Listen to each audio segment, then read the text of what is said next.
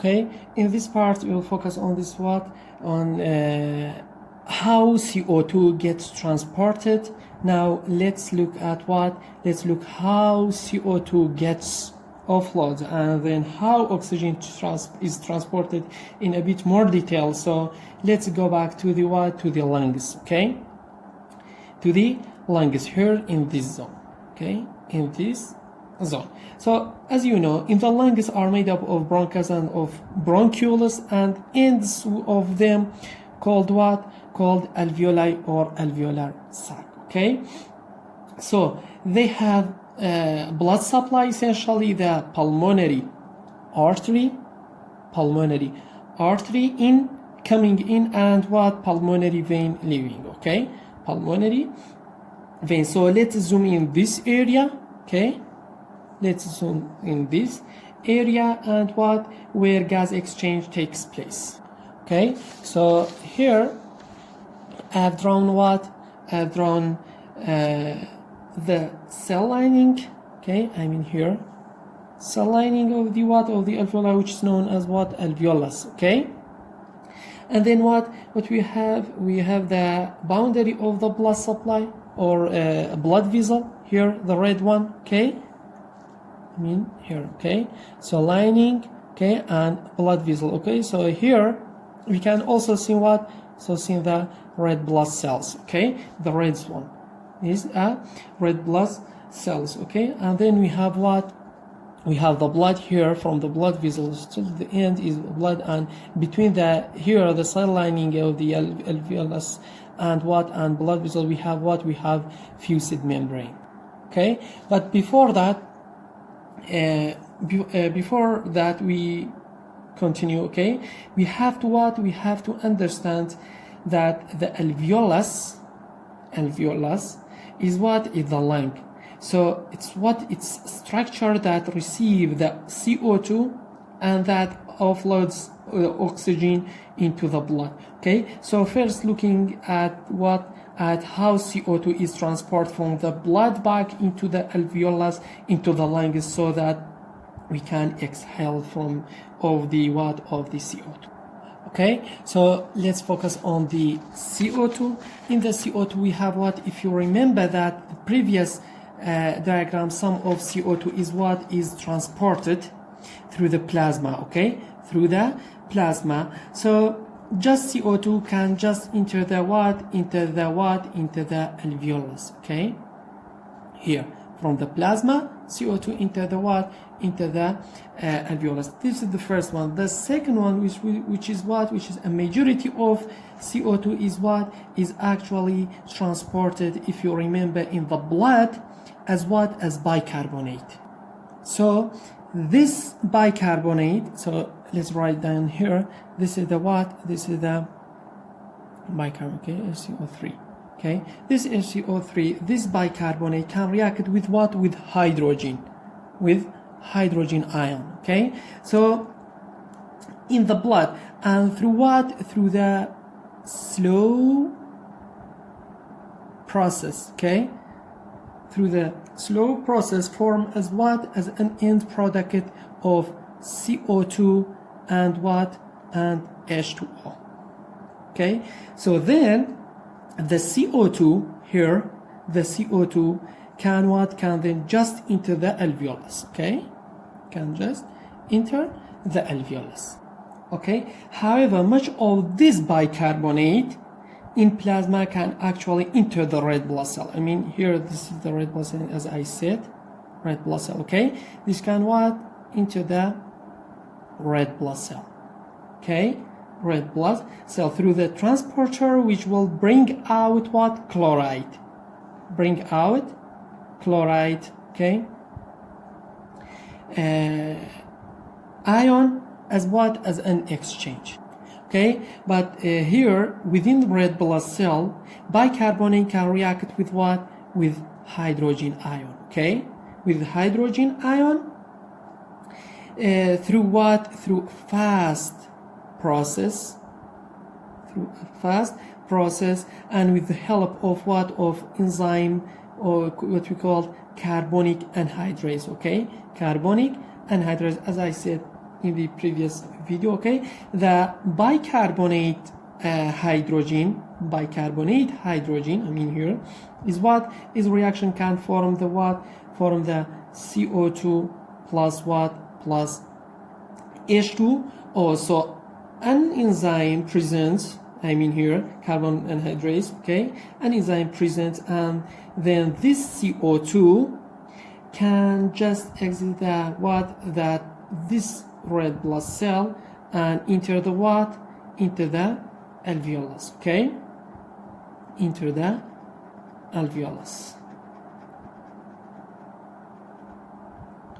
Okay, as I said, bicarbonate, okay, bicarbonate within the red blood cell can react with hydrogen ions through a fast process with the help of enzyme called what? Carbonic anhydrase. Then the bicarbonate hydrogen what reacted to for reaction can form what? Can form the CO2 and hydrogen. So this CO2 can just exit the red blood cells, okay, go out of the red blood cell and into the alveolus.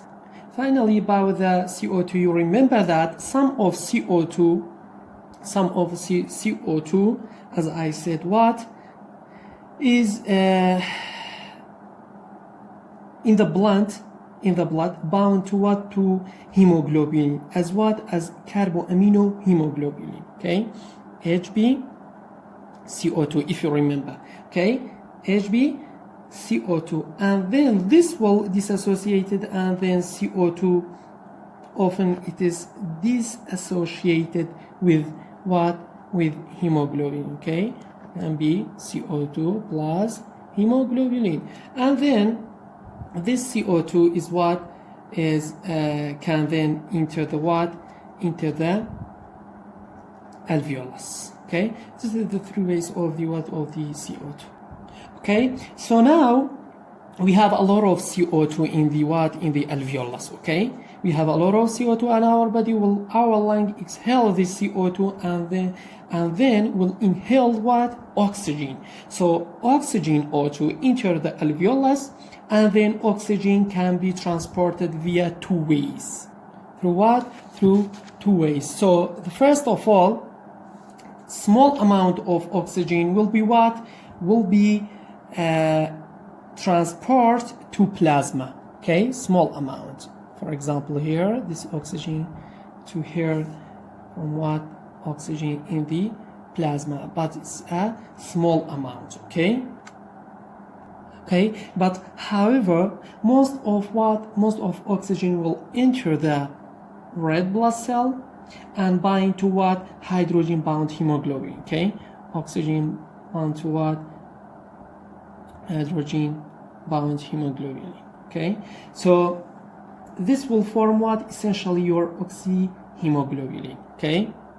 Form oxyhemoglobin, okay? So the ions plus hydrogen ions.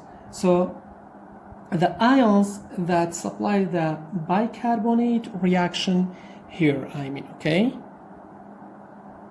Supplies reaction of the what? Supply the bicarbonate reaction. Okay, so in the second way, the most common one, and the most of oxygen will enter the red blood cell and bind to what? Hydrogen bound hemoglobin, and then will form what? Form essentially your oxyhemoglobin and this ion, okay? This hydrogen ion that supply the bicarbonate reaction. Okay, so oxygen transport occurs, okay, through two ways. As I said, it can be dissolved in plasma, which is this less than 2% of oxygen is transported this way, okay? While most of oxygen is bound to what? Hemoglobin, okay, when is what? 98%, okay? So these are both what? This brings us to what? To the last concept, which is called what? Oxygen saturation. Okay, oxygen saturation. Now, oxygen saturation is a kind of an important term to know because why? Because it's essential referring to the concentration of oxygen in the blood, okay? And a normal blood oxygen, oxygen saturated level should be at least what? 95 to 100%, okay? Okay, so now this is about gas exchange, but I'd like to recap this topic, okay? Pulmonary diffusion or gas exchange, okay? As you know, after alveoli are ventilated, okay? After alveoli are ventilated with fresh air, the next step is what? Is diffusion, okay? Diffusion of what? Of oxygen from the alveoli into the pulmonary blood, and diffusion of CO2 in the opposite direction from the pulmonary blood into the what? Into the alveoli. At rest, during each minute, body cells consume about what? About 200 ml of what? Of oxygen. And produce about the same amount of what? Of CO2. Okay, so the relative amount of these two gases, I mean oxygen and carbon dioxide, depend on primarily upon what nutrients are being used for what? For energy. Okay, for example, when glucose is utilized, one molecule of CO2 is produced for every molecule of what? Of oxygen consumed. Okay, so here we have two factors that determine alveolar concentration of CO2, and it is what? It is partial pressure. So in the first one we have what? We have the rate of what? Of exertion of CO2 from the blood into the alveoli, okay? Rate of what? Of exertion of CO2 from the blood into what?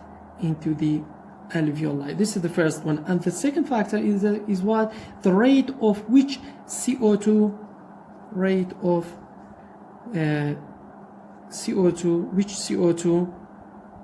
are what? Are removed from alveoli out by what? By alveolar ventilation, okay? So this is very important.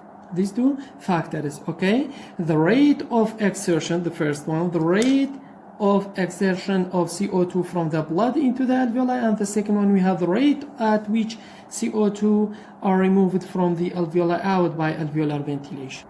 Okay, so the gaseous exchange between the alveolar air and the pulmonary blood occurs through the what? Through the membrane of all the terminal portion of the lungs.